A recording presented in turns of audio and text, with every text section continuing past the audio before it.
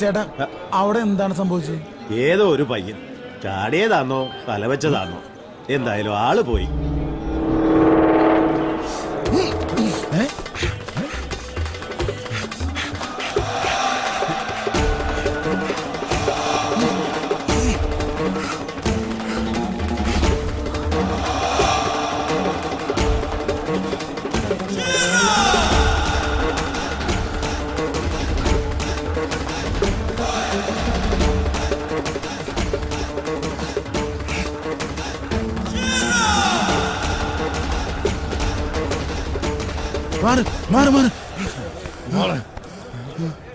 വെറുതെ മനുഷ്യനെ കൊതിപ്പിച്ചു.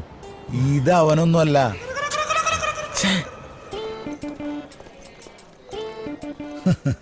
ട്രെയിനിങ്ങിന് പോലും ഇങ്ങനെ ഓടിയുണ്ടാവില്ല പാവങ്ങള്.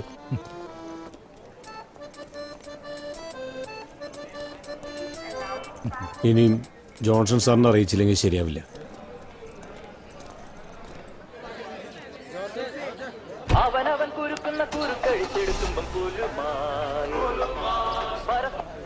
ഹലോ ബാലു, പറ. എന്ത് പറ്റി? മരുമകളോട് ഇത്രയും സ്നേഹമുള്ള ഒരു അമ്മാച്ച എവിടെ ഉണ്ടാവും? കണ്ടില്ലേ കൊച്ചു പോയപ്പോ തല കറങ്ങി വീണത്.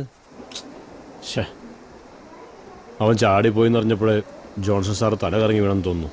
അങ്ങേര് ബോധം വരുമ്പോ തിരിച്ചു വിളിച്ചോളും. സാറന്മാരെ ആദ്യം എന്റെ കാര്യത്തിൽ ഒരു തീരുമാനത്തിലെത്തും. അടുത്ത വണ്ടിക്ക് കയറിയാ രാത്രിക്ക് മുമ്പ് പൂജപ്പുരയിലെത്താം.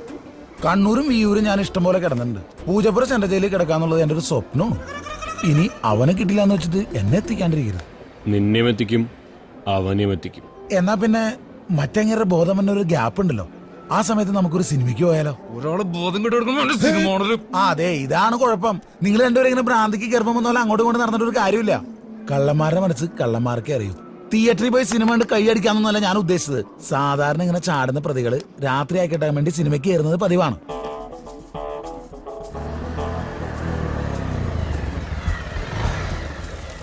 എല്ലാരും കണ്ണുള്ള വെള്ളിമൂങ്ങ.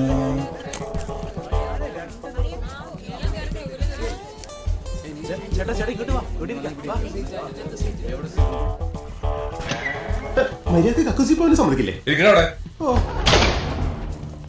സാറേ എവിടെ വിളിക്കാൻ സാറേ? നീ നിന്റെ കാര്യം നോക്കി വിളിച്ചിട്ട് പോടാർക്ക. ബാലു സാറേ, നിങ്ങളെന്താ ഇവിടെ? ഞങ്ങളൊരു കേസ് അന്വേഷണത്തിന്റെ ഭാഗമായിട്ട്. നീ എന്താ ഇവിടെ? ഞാൻ ഇവിടുന്നല്ലേ കല്യാണം കഴിച്ചത്. ശൈലജ, നിനക്ക് മനസ്സിലായില്ലേ? ഞാൻ പറയാറില്ലേ, ബാലു സാറും ജോളി സാറും. ജോളി സാർ ഒരു ചിത്രകാരൻ കൂടിയാണ്. ഇതാരാ, ഫ്രണ്ടാണോ? ഓ അത് ശരി. പോലീസിലാ ആയിരുന്നു, ഇപ്പൊ സസ്പെൻഷനില്ല. സാറ് ക്യാമ്പിലാണോ ജയിലിലാണോ? ഞാൻ ക്യാമ്പിലായിരുന്നു. ആ, അതാണ് നമ്മൾ തമ്മിൽ കാണാറുന്നത്. ജയിലിലായിരുന്നു നേരത്തെ കണ്ടേനെ. ഓ താങ്ക് യു. ചെല്ലു, നീ പോയി ടിക്കറ്റ് എടുത്തോ, ഞാനിപ്പോ വന്നേക്കാം. അതെ, ഇവിടെ വീട് ഇവിടെ അടുത്താ. നിങ്ങക്ക് തിരക്കില്ലെങ്കിൽ നമുക്ക് കയറി ഒരു 2 അടിച്ചിട്ട് പോവാം. അമ്മായിയച്ഛൻ എക്സ് മിലിറ്ററിയാ. വേണമെങ്കിൽ ഒന്ന് കേറിയിട്ട് പോവാന്നല്ലോ, സമയമുണ്ടല്ലോ. ടച്ചിങ്സ് കൊള്ളാല്ലേ? പിന്നല്ല, വാന്നേ. ഞങ്ങൾക്ക് പോയിട്ട് കുറച്ച് തിരക്കുണ്ട്, ഒരാളെ കാണാനുണ്ട്. വിട്ടോട്ടെ. ശരി ശരി. നല്ല മനുഷ്യൻ. നിന്റെ ഒരു ടച്ചിങ്സ്. അല്ല സാറേ. Hello sir. എന്താ ബാലു സംഭവിച്ചത്?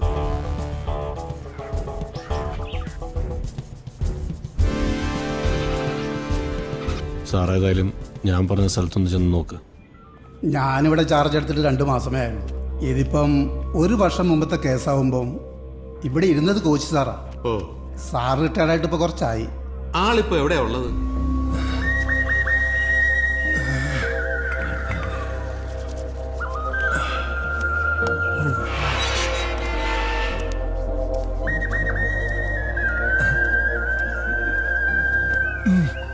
നമസ്കാരം. ജോൺസൺ സാറല്ലേ? അതെ, ഞാൻ സാറിന്റെ അടുത്ത് നിന്ന് ഒരു കാര്യം അറിയാൻ വന്നതാ. വരൂ. അയ്യോ, നന്നൊന്നരം കുഴപ്പാ സാറ്. സർവീസിലിരുന്നപ്പോ കൊടുത്തതൊക്കെ തിരിച്ചു കിട്ടുന്നത് ഇപ്പോഴാ. ശരിയേ, ഒരു കട്ടൻ ചായയും കരുത്തേ. എന്റെ ഓർമ്മ ശരിയാണെങ്കിൽ അതൊരു സ്പെഷ്യൽ കേസാ. സെക്ഷൻ 302. ആദ്യമേ പ്രതി കുറ്റം സമ്മതിച്ചു. കോടതി അവന് ശിക്ഷയും വിധിച്ചു. ചെക്കനെ കണ്ട ഒന്നും തോന്നത്തില്ല, ഒരു തീപ്പെട്ടിക്കുള്ളി പോലെയായിരിക്കുന്നേ. പക്ഷേ അവൻ തീ. അല്ലെങ്കിൽ ഏതെങ്കിലും ഒരു മകൻ സ്വന്തം അമ്മയെ കൊല്ലുവോ സാറേ?